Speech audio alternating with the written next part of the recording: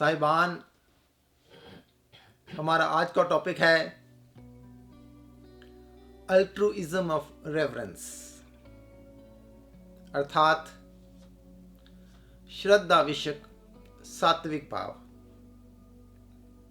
गहरा सम्मान और श्रद्धा क्या है, इस विषय पे आज हमने चिंतन करना है।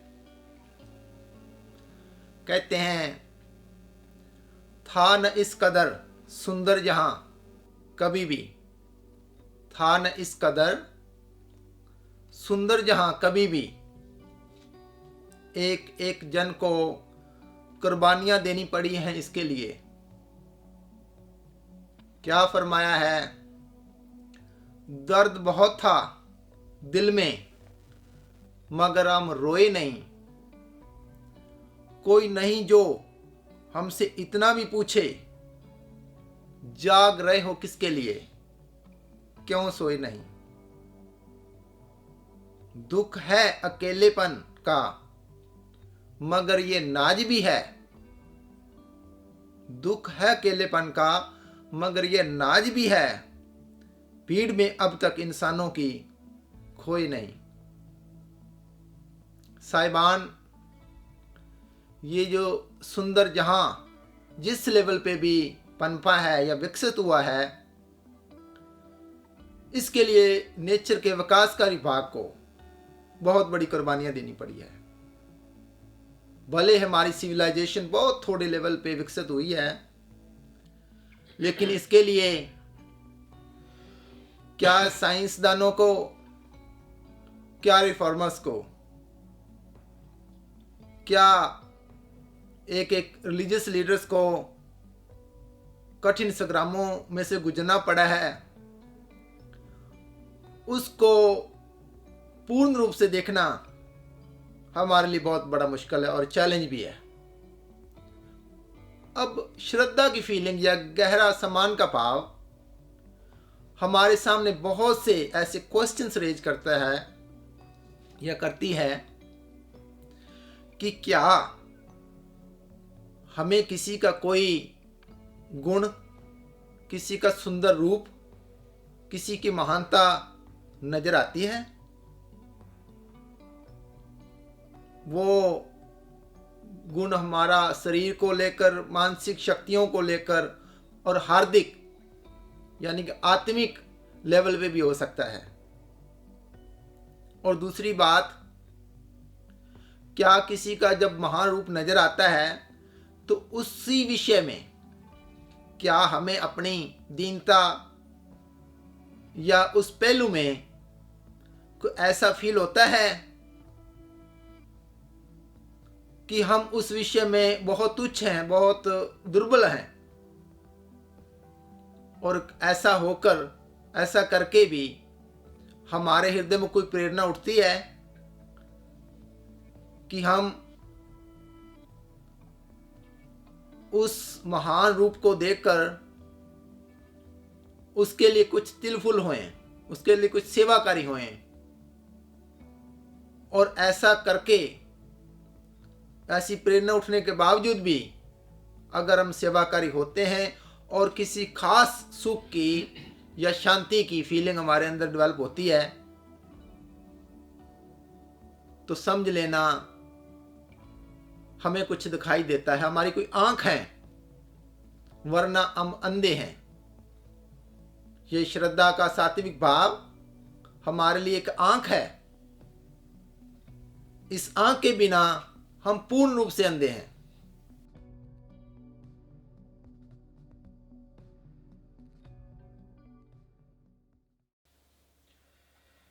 तूड़ देव जीवन दे चरना दी लैके वांग सुरमे दे अखां विच पा लवां। जिस थां ते सत शुभ दा होवे बोल बला, उस रात मैं कुर्बान जावां। हो पावां मोक्ष में मिथ्या ते पाप तू नीच सुख सवादा।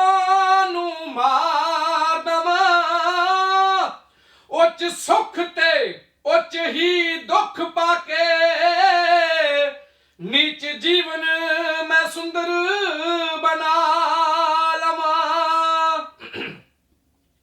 ओ सत शुभ ही जिस दा लक्ष्य होवे उस दे लक्ष्य तो मैं बलिहार जावा इस लक्ष्य विच जो भी भंग पावे मैं फौरन उसनू हटा दवा ओ था ते उसदे गीत गा के हिरदे लोकां दे शुद्ध बना दवा रोशनी उसदे नूर दी पाके तुम उस दियां जग विच पा दवा तुम उस दियां जग विच पा दवा thank you sir thank you so much wonderful, thanks साहिबान। आज का टॉपिक सम्मान एवं श्रद्धा का भाव देवात्मा स्कूल ऑफ थॉट के लिए कितना इंपॉर्टेंट है, इसकी समझ या इसका अंदाजा इस बात से भी लगाया जा सकता है कि देवात्मा ने जिस फीलिंग को सबसे ज़्यादा स्ट्रेस दी है, जो टॉप के 4 फीलिंग्स हैं, उनमें से ये altruism of reverence is one of them. और ये जो the highest meaning of life book भी है, इसका जो 2nd वॉल्यूम है, वो जो सबलाइम स्पीशीज है, वो भी डिवोशनल बुक है, श्रद्धा के भाव के बेस्ड है, उसके ऊपर बेस्ड है। तो इसके लिए हजूर देवात्मा क्या फरमाते हैं, तो पहले हम देख लेते हैं कि सम्मान का भाव हमारे लिए या श्रद्धा का भाव हमारे लाइफ के लिए कितना इम्पोर्टेंट है और उसको देवात्मा किस वे से देखते हैं, इसको थोड़ा सा समझ लेते हैं। देवात्मा फरमाते हैं कि नेचर तुमसे चाहती है कि जिस जिस पहलू में कोई अस्तित्व सम्मान का पात्र है, तुम उस पहलू में उसे सम्मान दो। यदि तुम ऐसा नहीं करते तो तुम जीवन के विचार से बहुत घटिया इंसान हो। किसी जन की कोई सच्ची खूबी देखकर उसके आगे दिल का झुकना सच्चा सम्मान है। सच्चे सम्मान के भाव से परिचालित होकर यदि सम्मान के पात्र वजूद का सम्मान किया जावे तो उसकी आत्मा में बेहतरी आती है। साथियों, श्रद्धा का भाव या श्रद्धा विषय सात्विक प्रोपकर विषय भाव, ये क्या है, इसकी सुंदरता क्या है, इसकी क्यों जरूरत है, इसका अंदाजा इस बात से लगाया जा सकता है कि जो इसके अपोजिट फीलिंग है वो है हमारा अहंग का भाव, हमारे घमंड का भाव। इस भाव ने दुनिया में जितना नरक फैला रखा है, जितनी तबाही मचा रखी है, उससे पता लगता है कि इस भाव की कितनी जरूरत है। और कोई भी इंसान इस भाव के पैदा किए बिना किसी भी क्षेत्र में सफल नहीं हो सकता। टेम्परेरी किसी लेवल पे पहुंच सकता है, लेकिन वो स्थायी उस लेवल पे रह नहीं सकता, क्योंकि इसको आप एक धार्मिक भाव के अलावा भी एक ऐसा इम्पोर्टेंट गुण समझिए या एक ऐसा आत्मा का अंग मानिए कि जिसके बिना हमारा वजूद ही संभव नहीं है, जिसके बिना हम अंधे हैं, जिसके बिना हम कुछ नजर ही नहीं आता। तो अगर हम ज़्यादा नहीं 3 और 4 सेंचुरी पीछे चले जाएं तो हम क्या देखेंगे कि एक एक पहलू में कितने जनों ने हमारे ऊपर या इस लेवल पे सिविलाइजेशन लाने के लिए कितनी कुर्बानियां दी हैं। अगर वो चेहरा या तस्वीर हमारे सामने आ सके तो हम लाइफ के किसी ऐसे लेवल में जिएंगे कि मानो इसी धरती पर स्वर्ग पनप रहा है। मैं तो कई बार सोचता हूं कि एक एक रिफॉर्मर्स या रिलीजियस लीडर्स ना होते तो विमेन्स का और एनिमल्स का और बच्चों का क्या हाल होता। एक एक पहलू में एक एक साइंटिस्ट ने, एक एक रिफॉर्मर्स ने क्या त्याग किए हैं, क्या कुर्बानियां दी हैं। एक एक कौम ने किस दुर्बलता से हमको निकालकर इस लेवल पे पहुंचाया है। अगर इसकी 1% भी तस्वीर हमारे सामने आ जाएगी तो हमको यही दुनिया स्वर्ग लगेगी, क्योंकि हम एक डार्क एज से एक इनलाइटन एज की तरफ बढ़ रहे हैं। तो अगर ये तस्वीर बन सके कि आज से 5 सेंचुरी पहले क्या हालात थे, जब विधवा को जिंदा जला दिया जाता था, जब विधवा दूसरा विवाह नहीं कर सकती थी और लड़कियां पढ़ने के लिए तो सोच भी नहीं सकती थी, तो ऐसे हालात में अगर सिलसिला यूं ही चलता रहता तो क्या हालात होने थे। तो जिन्होंने ये कुर्बानियां दी हैं, क्या उनका कुछ चेहरा हमारे सामने है? क्या उनका वो चेहरा हमें सुंदर लगता है? अगर राजा राममोहन राय ना होते, लिंकन ना होते, तो हम किस एज में जी रहे होते। एक एक कौम ने, ये तो हम एक एक व्यक्ति की बात कर, एक एक कौम ने भी बड़ा संग्राम किया है, एक एक सच्चाई और भलाई को लाने के लिए, जस्टिस लाने के लिए क्या क्या संग्रामों से गुजरना पड़ा उनको। अगर ये तस्वीर हमको कुछ समझ आ सके या बन सके तो हमको ये श्रद्धा की लैंग्वेज समझ आ सकेगी।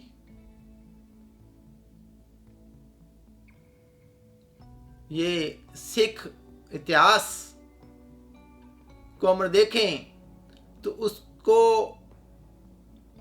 देखने के बाद हमको एक बात क्लियर हो जाती है कि कैसे श्रद्धा और सेवा का भाव इस कौम में आया है। एक एक पशुओं के हित में कई और भी कौमें खड़ी हुई हैं। पेड़ पौधों के लिए एक एक कौम ने बड़ा संग्राम किया है। कहते हैं एक बार एक जंगल में कुछ लोग रहते थे और पेड़ पौधों को बहुत प्यार करते थे। तो बिश्नोई फैमिलीज या उनकी एक कौम कह लें, तो वहां के राजा ने बोला कि ये हमने पेड़ पौधे काटने हैं। तो वो पेड़ पौधों से इतना प्यार करते थे कि उन्होंने कहा नहीं, हम ये काटने देंगे, अगर ये काटोगे तो हमारी लाश से ऊपर आपको गुजरना पड़ेगा। तो कहते हैं कि उन्होंने पेड़ पौधों को अपने बाहों में लपेट लिया, हक कर लिया। तो राजा ने ऐलान करा दिया, उनको बीच में काट दिया, उन्होंने खुद कुर्बानी दे दी। तो किसी ने बड़ा सुंदर कोट किया है, the Kings man cut all the Bishnoi man and women while cutting the trees. These men felt their life was with the sacrifice for the trees. एक एक कौम ने लेडीज को बचाने के लिए अपनी जिंदगियों की बाजी भी लगाई है। एक एक इन्वायरमेंट को बेटर बनाने के लिए एक एक कौम ने बहुत से यत्न किए हैं। तो हम जिस लेवल पे पनप रहे हैं या देख रहे हैं, भले ये बहुत छोटा रूप ही हम विकसित कर पाए हैं या बन पाया लेवल, लेकिन ये बड़ा कमाल का सुंदर है। तो क्वेश्चन ये कि क्या हमको किसी का ये सुंदर रूप जो लोगों ने कुर्बानियां दी हमको नजर आता है, या हम यही बोल रहे हैं कि कमांड हमको दिखाई नहीं देने देता ये रूप, क्योंकि जो कमांड की यहाँ की लैंग्वेज है वो कुछ और है, और श्रद्धा की जो लैंग्वेज है वो यही है कि जिनकी कृपा से ये नेचर विकसित हुई है या विकास हुआ है उनको हम याद रख सके। और इस भाव से इतनी दीनता आती है कि इस फीलिंग द्वारा हम किसी की अच्छाइयों को अपने अंदर ट्रांसफर कर लेते हैं। ये जो अल्ट्रुइज्म ऑफ रेफरेंस है ये एक ऐसा सुंदर आत्मा का अंग है जिससे हम किसी की अच्छाई को, एक ये डाटा केवल है, अगर हमारे अंदर अच्छे बनने के जीन्स हैं तो इस फीलिंग द्वारा हम किसी की अच्छाई को अपने अंदर ट्रांसफर कर सकते हैं। ये इतना सुंदर भाव है। और किसी ने बड़ा सुंदर कहा है कि अगर ये भाव ना होता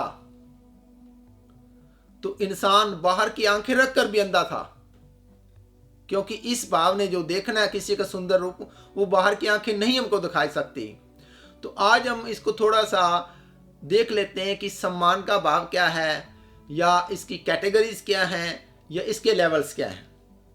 the highest meaning of life ने इसको बहुत से लेवल्स पे एक्सप्रेस किया है या इसको दर्शाया है, लेकिन आज हम सिर्फ 2-3 बातों को डिस्कस करेंगे। उसमें पहला तो है एक्ट्स ऑफ रेफरेंस, जिसको हम नॉर्मल सम्मान का भाव कह सकते हैं कि एक जन, जैसे कि हमारे कोई उम्र से बड़ा है या हमारे कोई लेडीज़ हैं, हम नॉर्मली उनको एक सम्मान देते हैं। अगर हम बस पे यात्रा कर रहे हैं तो उनको सीट दे देते हैं। तो हम अपने से ज़्यादा ऊंचे पद वाले को, अपने से ज़्यादा एज वाले को, उनको ज़्यादा सम्मान देते हैं।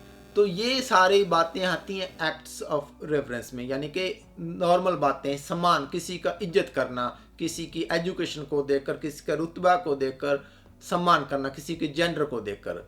तो ये बड़ा सिंपल है। अभी जो मेन आज हमने डिस्कस करनी वो है अल्ट्रुइज्म ऑफ रेफरेंस। ये क्या होता है, इसकी समझ हमको तभी आ जा सकती है जब हम इससे उल्ट एक फीलिंग है उसको बोलते हैं डार्क रेफरेंस। ये रेफरेंस और डार्क रेफरेंस ये दोनों सेम लक्षण रखते हुए भी एक नेगेटिव गई और एक पॉजिटिव चली गई। अब ह्यूमन जो पर्सनैलिटी थी या ह्यूमन साइकोलॉजी थी उसके अंदर कुछ प्रॉब्लम्स थी। वो सुख अनुरागी थी, और सुख अनुरागी होने के कारण वो पक्षपाती थी, अबोधता थी और मिथ्या प्रवृत्ति थी। तो ये जो डार्क रेफरेंस है या अंधी श्रद्धा है, इसके पनपने से जितनी मानव समाज में तबाही हुई है या इस कायनात में तबाही हुई है, शायद ही कोई किसी और फीलिंग ने भी की हो। यह भी सत्य है। अगर अल्ट्रुइज्म ऑफ रेफरेंस ने ऊंचाई की तरफ रुख रखा है तो ये जो डार्क रेफरेंस है ये नेगेटिव गई है। और इसको हम ज़्यादा डिटेल में तो नहीं अभी देख पाएंगे, आगे वाले सेशंस में देखते हैं। लेकिन सबसे ज़्यादा तबाही डार्क रेफरेंस में जो लाई है वो है विमेन राइट्स, वो है एनिमल राइट्स, वो है चाइल्ड राइट्स, वो है इन्वायरमेंट को पोल्यूशन किया गया है। क्योंकि जब भी इकोनॉमिकल एक्सप्लोटेशन हुआ या जो रिलीजियस एक्सप्लोटेशन हुआ या इथिकल एक्सप्लोटेशन हुआ, जितना भी शोषण की बात कर रहे हैं, तो ये उसके जो पीछे फीलिंग थी वो थी डार्क रेफरेंस। क्योंकि जब धर्मों की फिलॉसफी भी पनपी तो वो नॉन साइंटिफिक होने के कारण या जिसका बेस ट्रूथ एंड गुडनेस नहीं था उसके होने के कारण जितनी भी तबाही हुई उसके जो पीछे फीलिंग थी वो थी डार्क रेफरेंस, अंधी श्रद्धा। एक राजनीतिक नेता ने, एक धार्मिक नेता ने जितना इस फीलिंग पनपने के कारण या विकसित होने के कारण जितना समाज का नुकसान किया है, शायद किसी और फीलिंग ने किया हो। धर्मों के नाम पे पशुओं की बलि चढ़ाएगी, हत्याएं हुई। विमेन्स तो एज ए पर्सन तो कंसीडर नहीं हुई। एज ए पर्सन वीमेन अभी 1 और 2 सेंचुरी पहले ही हुई है। उससे पहले she was considering as a thing, as a toy. इस बात का, क्योंकि अंधी श्रद्धा होने के कारण आदमी जिन लीडर्स के साथ जुड़ जाता है, भले वो स्पिरिचुअल लीडर हो, भले वो राजनीतिक हो, सबसे बड़ी प्रॉब्लम आती है कि वो सच्चाई को सच्चाई नहीं देख पाता। जब हम कहते अंध भगत, उसका मतलब यही है कि जो फैक्ट्स हैं वो फैक्ट्स उसको दिखते नहीं, जो गुडनेस है वो उसको गुडनेस दिखती नहीं, जो ब्यूटी है वो ब्यूटी दिखती नहीं। वो पक्षपाती हो जाता है, उसको लगता है नहीं यही दुनिया है। अगर वो किसी धार्मिक लीडर के साथ जुड़ गया इस फीलिंग से, तो वो जैसा उसका लीडर होगा वैसा ही बनना शुरू हो जाएगा। कहते हैं कि मैं उसका फैन हूं, अगर वो सिगरेट पी रहा है तो उसको भी सिगरेट पीना बुरा नहीं लगेगा। अगर वो वाइन या और भी कोई सोशल इवल्स में जकड़ा हुआ है, तो जो अंधी श्रद्धा वाला श्रद्धावान होगा वो वैसे गुणों के अंदर उसके अंदर विकसित होते जाएंगे। तो डार्क रेवरेंस इसलिए समझना जरूरी है क्योंकि इसको समझे बिना अल्ट्रुइज्म ऑफ रेवरेंस हमको समझ नहीं आ पाएगा। अब देख लेते हैं कि अल्ट्रुइज्म ऑफ रेवरेंस है क्या, एक्चुअल में ये कहां बेस कहां करता है, ये कैसा पॉजिटिव, इसके फायदे क्या हैं। ये मेनली चारों पक्ष में पनपेगा। पहला तो ये है कि ह्यूमन बीइंग्स और ये एनिमल वर्ल्ड और ये फिजिकल वर्ल्ड और ये प्लांट वर्ल्ड, ये सभी पहलुओं में सुंदरता का पक्ष दिखाएगा। ऐसा नहीं हो सकता कि उसको ह्यूमन के तो अच्छाई दिखे और पशुओं की ना दिखे, और उसको पेड़ पौधों की अच्छाई ना दिखे। तो ये अल्ट्रुइज्म ऑफ रेवरेंस है, या श्रद्धा का जो सात्विक भाव है, ये सभी पहलू में जहां पे भी गुडनेस होगी, भले वो शारीरिक रूप से, मानसिक रूप से, आत्मिक रूप से, यहां जिस लेवल पे भी होगा, इसका जो विस्तार है वो बहुत लंबा है, इसकी जो गहराई है, जो इंटेंसिटी है वो बहुत डीप है। और इसको पनपे बिना आपको मीनिंग ऑफ लाइफ समझ नहीं आ पाएगा। मैं मीनिंग ऑफ लाइफ इसलिए कह रहा हूं क्योंकि ये एक धार्मिक वर्ड है। धर्म अभी शब्द वेस्ट के अंदर इतना गंदा हो गया है कि इसकी जगह इसका सिनोनिम जो है वो है मीनिंग ऑफ लाइफ। 1920 सेंचुरी तक ये वर्ड सही था, लेकिन अभी 21st सेंचुरी में इस वर्ड को एक ऐसी है की दृष्टि से देखा जाने लगा कि जैसे खून खराबा का ये सिनोनिम हो, कत्ले आम का सिनोनिम हो, इनजस्टिस का सिनोनिम हो। Human rights, animal rights, plant rights को डेवलप होने के लिए जो अपोजिशन है वो उसको एक वेस्ट में इसको अच्छा रूप नहीं मिला। रिलीजन के नाम को अभी यहाँ लोग अच्छा नहीं समझते। तो यह मैं इसलिए कह रहा हूँ कि जो श्रद्धा का भाव है, इसको जाने बिना हम मीनिंग ऑफ लाइफ समझ ही नहीं पाएंगे कि मीनिंग ऑफ लाइफ क्या है। क्योंकि मीनिंग ऑफ लाइफ का जो बेस है वो पहले यही, एक दूसरे की महानता, दूसरे की अच्छाई, दूसरों के गुण हमको नजर आने चाहिए। वो भले एनिमल वर्ल्ड हो, भले प्लांट वर्ल्ड हो, भले फिजिकल वर्ल्ड हो, भले वो ह्यूमन बींग्स का डिपार्टमेंट हो। तो ये हमको अगर समझ आता है तो इसके जो फायदे हैं, इसके सबसे बड़ा फायदा यही है कि इंसान की आंखें बन जाती हैं, वो अंधापन उसका दूर हो जाता है, उसको ये दुनिया दिखाई देती है कि दुनिया में गुडनेस सर्वाइव करती है। तो अब नेक्स्ट क्वेश्चन ये है कि the altruism of reverence highest level पे कब पहुंचेगा। इसको जानना इसलिए जरूरी है क्योंकि अगर इसके हाईएस्ट लेवल का हमको चित्र सामने नहीं आता तो हम हाईएस्ट मीनिंग ऑफ लाइफ को भी नहीं समझ पाएंगे। अगर तो इस रेवरेंस का, द अल्ट्रुइज्म रेवरेंस का जो बेस है वो साइंस है, अगर उसका बेस एवोल्यूशन है, अगर उसका बेस नेचर है या साइंटिफिक मेथड से डेवलप हुई ये फिलॉसफी को एक्सप्रेस करता है, तो ये हमेशा हायर लेवल की ओर बढ़ता जाएगा।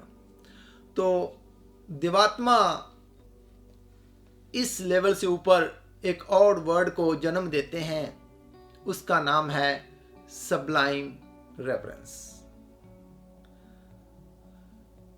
ये सबलाइम जो रेवरेंस है, इसको समझना इसलिए ज़रूरी है क्योंकि इसको समझे बिना अल्ट्रुइज्म ऑफ रेवरेंस की एक्चुअली समझानी बड़ी मुश्किल है।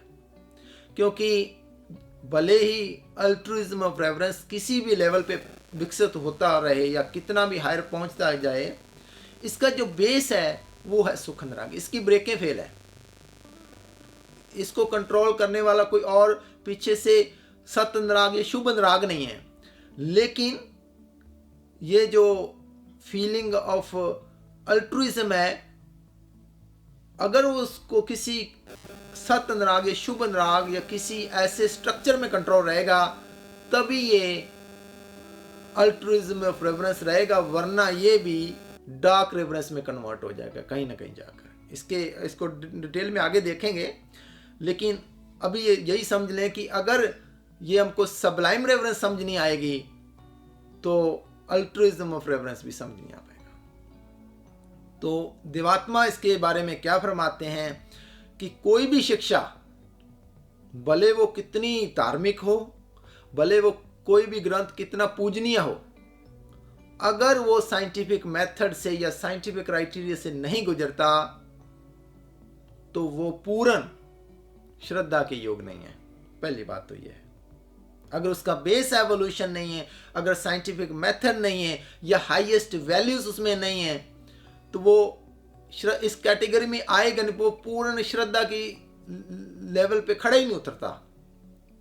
तो जब ये दिवात्मा ने फिलॉसफी दी तो एक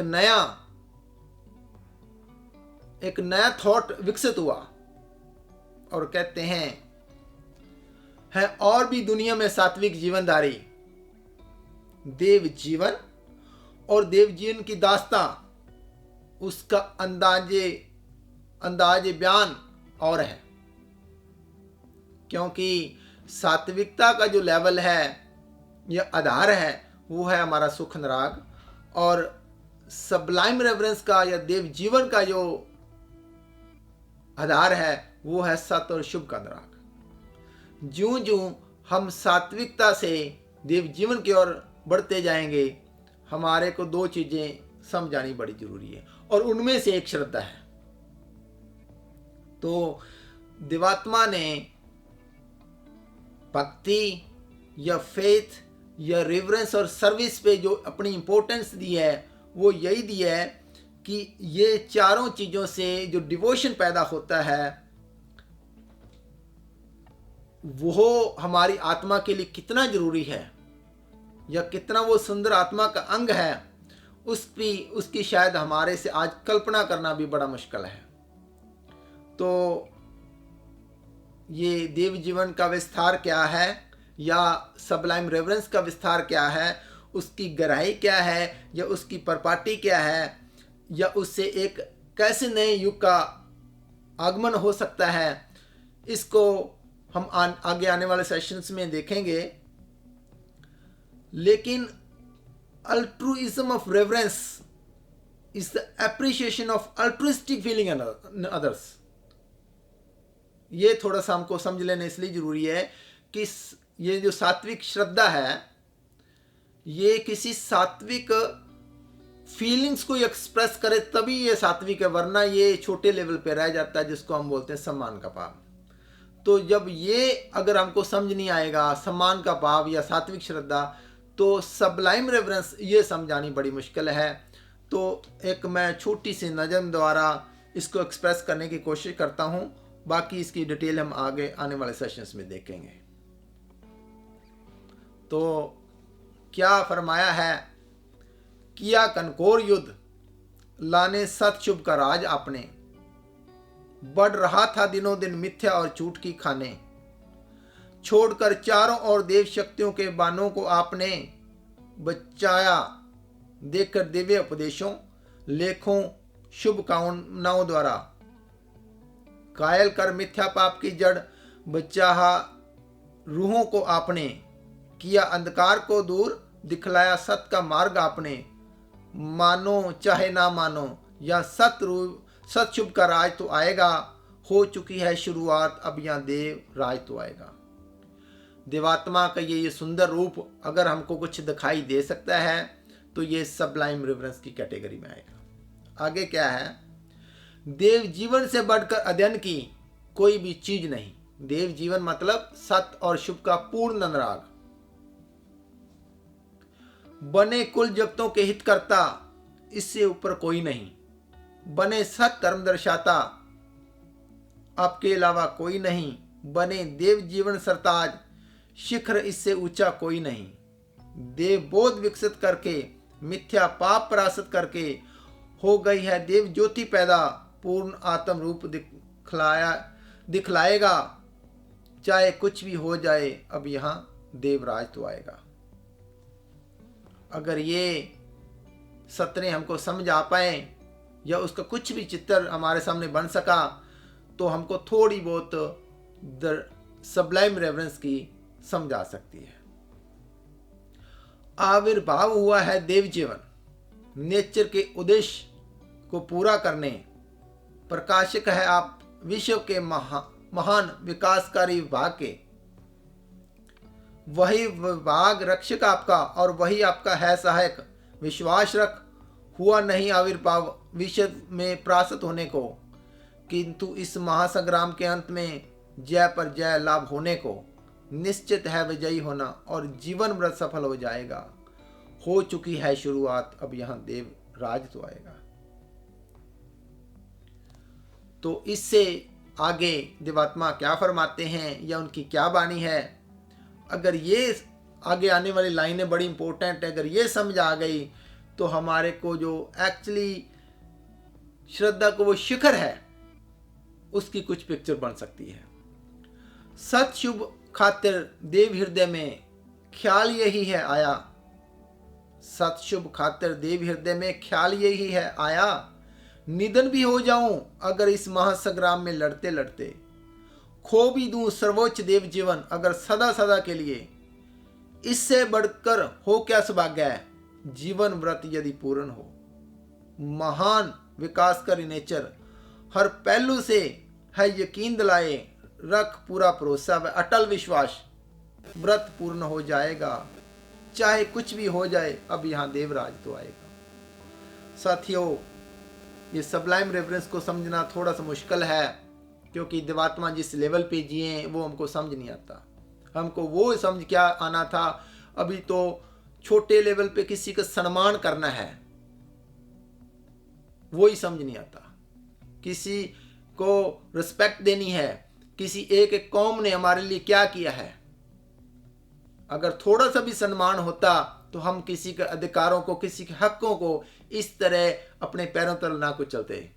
एक एक सरकारें अंधी हो जाती हैं, घमंड में डिसीजन लेती है और किसी का कोई महान रूप नजर ही नहीं आता कि एक एक कौम ने, एक एक वर्ग ने इस समाज के लिए, इस देश के लिए, इस कायनात के लिए क्या किया है।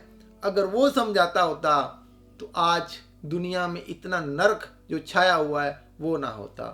काश हमारे अंदर सम्मान का, श्रद्धा का फीलिंग किसी भी स्तर पे विकसित हो सके, हम किसी का महान रूप सामने ला सकें, अपने आप विनम्रता की फीलिंग क्रिएट हो सके, दीन बन सकें और कुछ न कुछ उन महान हस्तियों के लिए जिन्होंने हमारे लिए कुर्बानियाँ दी हैं कुछ तिलफुल कर सकें और सेवाकारी हो सकें। आज के लिए सब बस इतना ही। आप सभी का हित हो सके, मंगल हो सके, कल्याण हो सके। Thank you.